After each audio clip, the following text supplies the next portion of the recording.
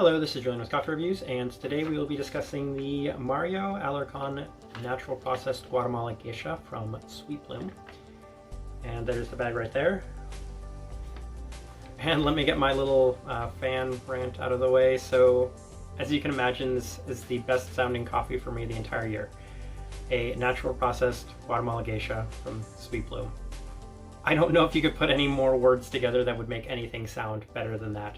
So the expectations for this coffee and how I'm going to rate this coffee is purely based off how high my expectations were.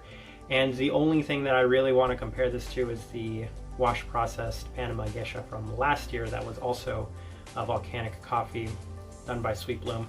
One of the best coffees I've had over the past couple of years, and as a result, that's the standard it's trying to live up to. And let's talk about the coffee and see if it lived up to that expectation for me. Day 7, a slight bit of watered down berry cereal, turned nicely into some subtle mango flavors, some subtle cinnamon. It was pretty complex that first day, and this right here is day 18. I have to note too, I took very careful care of this coffee. I experimented slightly, some slight tinkerings. I even tried different waters and so many different things because I wanted to get this coffee perfect. Day 8, Blackberry Acidity, the most prominent thing, with some slight caramel candy.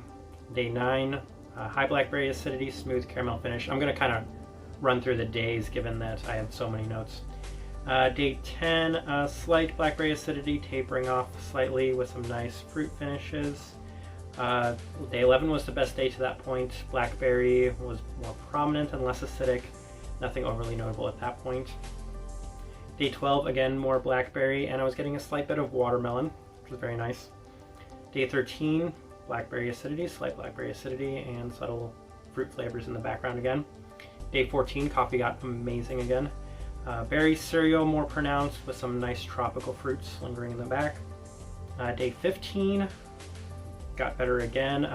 Bright purple tasting fruits with sweet mango, a nice caramel butterscotch finish. I think the way I kind of described it on this day in my mind was like a subtle purple gushers. That's kind of how I would describe it. Day 16, not quite as lively as before, but the purple fruits were still prominent. And day 17, again, purple fruits, purple grape towards the end, floral and fruity, subtle mango blackberry finish. And on day 18, the most prominent thing is I'm getting, this coffee's so nice. I get a lot of purple fruits at the start. It was a little grapey, but then as it's cooled down again, that really nice mango and blackberry. I can't emphasize enough how that's what you're getting when it kind of just cools down just the slightest bit.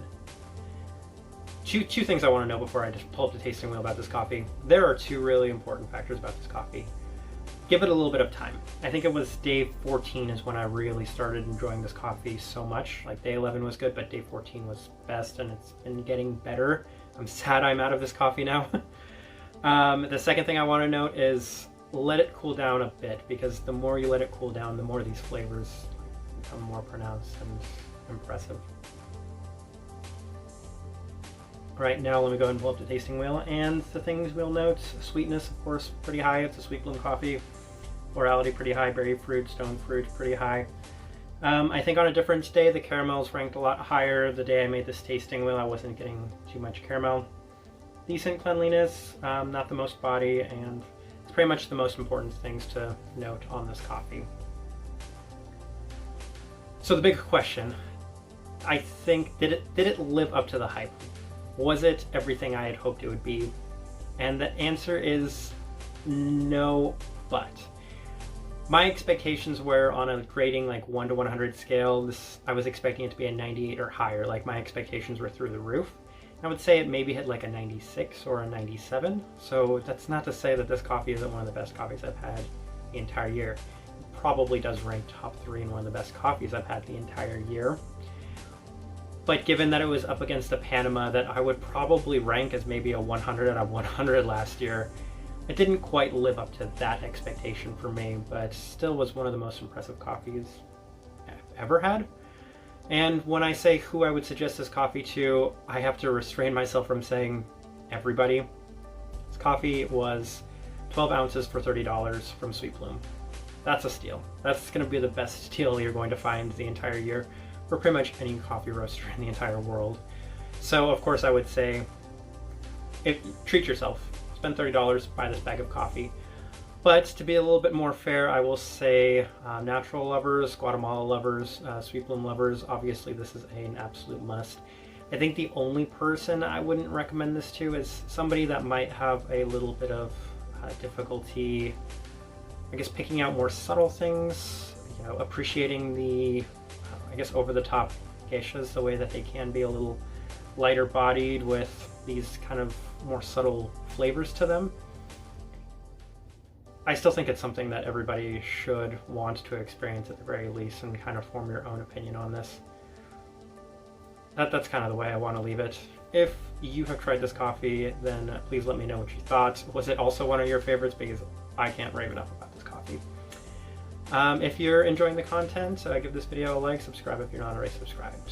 But this right here has been a review of the Mario Alarcon Gesha Natural Processed Guatemala from Sweet Bloom. Thank you for watching.